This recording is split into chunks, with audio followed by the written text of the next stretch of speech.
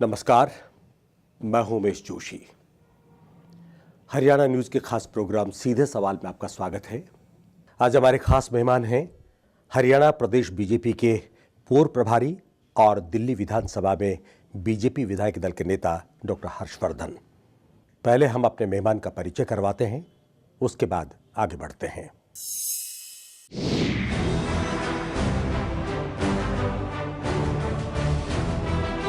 उमेश जोशी के सीधे सवालों के निशाने पर आज होंगे बीजेपी के विधायक दल का नेतृत्व कर रहे डॉक्टर हर्षवर्धन।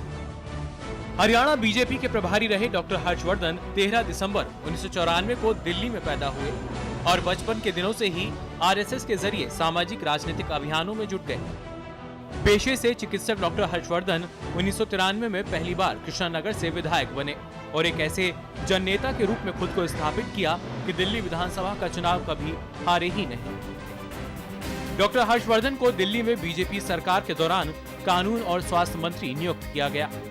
1996 में ये शिक्षा मंत्री बने। डॉक्टर हर्षवर्धन की जीत का सिलसिला हाल के चुनावों तक जारी रहा, जब डॉक्टर हर्षवर्धन कृष्णनगर से एक बार फिर विधायक बने। दिल्ली सरकार में स्वास्थ्य मंत्री रहते हुए डॉक्टर हर्षवर्धन ने पोलियो उन्मूलन कार्यक्रम चलाया, जो बेहद सफल रहा, जिसे बाद में भारत सरकार ने भी अपनाया। अब दिल्ली विधानसभा में बीजेपी के विधायक दल और विपक्ष के नेता के रूप में उनकी नई पारी से लोगों को बहुत उम्मीदें हैं। डॉक्टर साहब, हमारे सीधे सवाल प्रोग्राम में आपका स्वागत है। शुक्रिया। डॉक्टर साहब, आप जीते, सबसे ज्यादा सीटें ली, फिर भी आप हार गए। क्या कहना चाहेंगे? नहीं, देखिए, हम लोग राजनीति के क्षेत्र में काम करते हुए किसी चीज़ को हार नहीं मानते। पहली बात तो हम जीते हैं, इसमें तो कोई शक की बात नहीं है। सबसे ज़्यादा सीटें हमें मिली हैं, सबसे ज़्यादा वोट्स का परसेंटेज हमें मिला है। पहले जितनी हमारी विधानसभा में सीटें थी उससे ज़्यादा मिली हैं, कहीं ज़्यादा, है ना।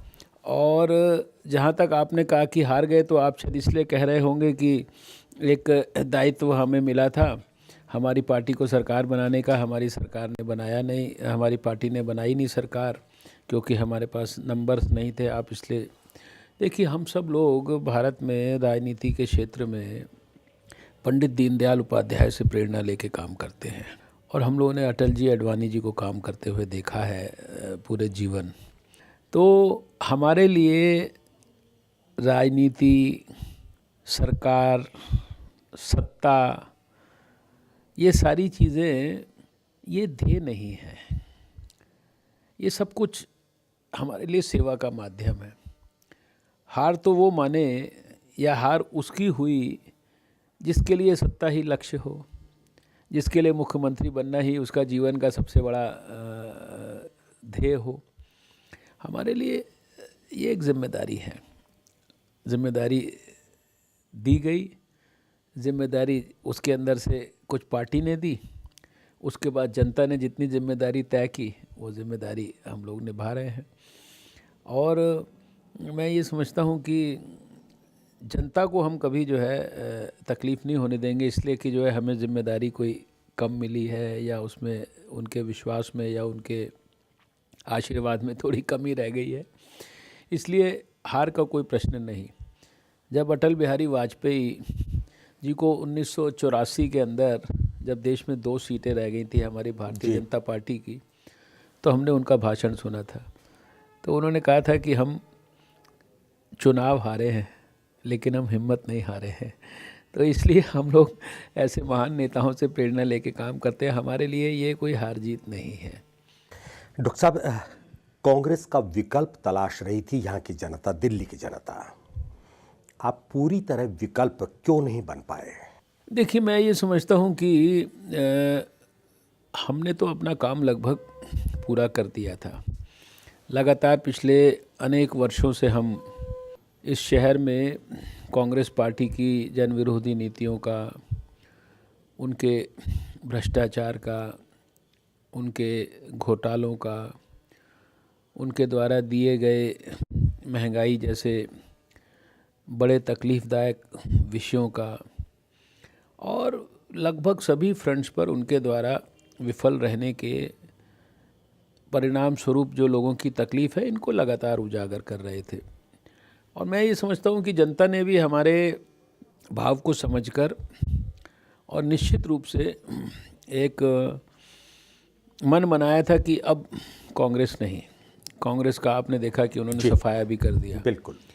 इसी बीच में दिल्ली के अंदर आपने देखा कि एक आंदोलन हुआ जो बड़े सात्विक भाव से हुआ, और उस आंदोलन के अंदर अन्ना हज़ारे साहब ने देशवासियों से अपील की, सबके लिए बड़ा संवेदनशील विषय था, और सारी दिल्ली में हर व्यक्ति ने इर्रेस्पेक्टिव ऑफ कि वो किसी पॉलिटिकल पार्टी का है या नहीं है, उसने उसमें भाग लिया।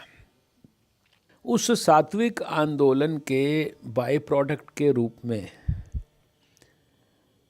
अन्ना जी के इच्छा के विरुद्ध दिल्ली में एक पार्टी का जन्म हुआ, जिसको मैं तो उसको selfish by product of a pious movement कहता हूँ, क्योंकि जो बड़ा सात्विक भाव लेकर वो आंदोलन चला था, वो भाव नदारद है। इस बाय प्रोडक्ट में नदारद दिखा। जिन चीज़ों को क्रिटिसाइज़ करने के नारे लगाते रहे, वो चीज़ें खुद करते हुए देखे गए, तो लगा कि इसलिए मैंने ये थोड़ा सा शायद शालीन शब्द नहीं है, इसलिए मैंने उसको सेल्फिश बाय प्रोडक्ट कहा।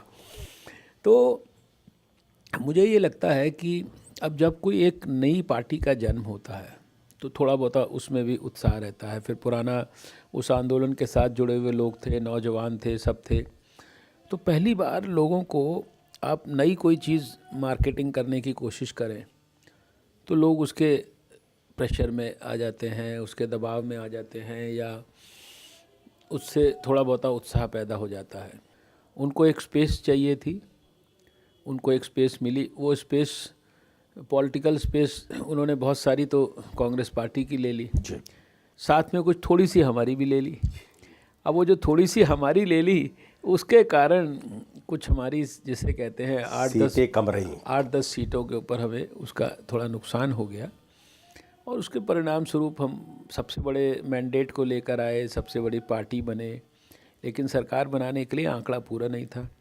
हमने पहले ही दिन स्पष्ट कर दिया था, हमारे लिए कोई 4 लोगों को आज की राजनीति में जुटाना कोई बहुत कठिन काम नहीं होता है, आप जानते हैं। बिल्कुल ठीक है। जिस प्रकार से लोग सत्ता के साथ जुड़ने के लिए तैयार रहते हैं, लेकिन हमने पहले ही दिन नतीजा आने के कुछ घंटे बाद मैंने टेलीविज़न चैनल्स पर स्पष्ट कर दिया था कि हमें नंबर नहीं मिला है, हम सरकार बनाने की कोशिश भी नहीं करेंगे जी।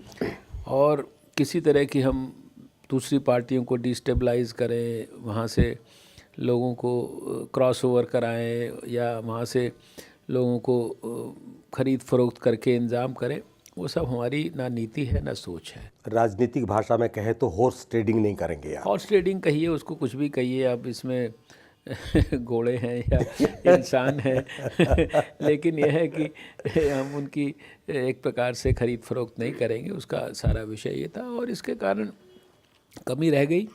लेकिन कोई ऐसी चिंता की बात नहीं है। अभी जब दोबारा जनता के बीच में जाने का मौका मिलेगा तो आप देखेंगे कि जनता तैयार बैठी है इस कमी को बड़े पैमाने पर पूरा करने के लिए जो है। वक्त एक छोटे से ब्रेक का। ब्रेक के बाद भी बातचीत का सिलसिला बना रहेगा, और आपको बता दें आज हम बातचीत कर रहे हैं हरियाणा प्रदेश बीजेपी के पूर्व प्रभारी और दिल्ली विधानसभा में बीजेपी विधायक दल के नेता डॉक्टर हर्षवर्धन से। आप ये कहना चाह रहे हैं कि फिल्म कितनी भी घटिया हो, एक बार लोग देखने जरूर चले जाते हैं। बस वही वाली अब ये मैं नहीं किसी को घटिया कहना या ये सब कहना तो उचित नहीं मैं मानता।